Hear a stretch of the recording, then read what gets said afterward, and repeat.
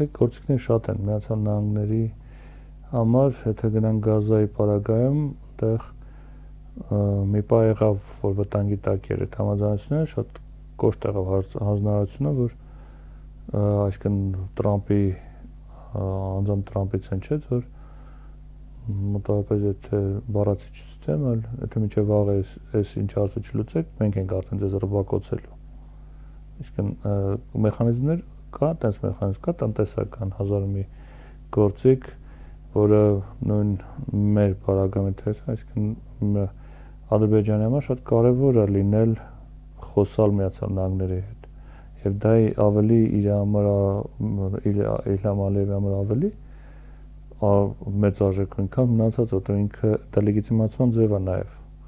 միջազգային հանրության եւ միջազգային գործընկերների մոտ, դա համար այստեղ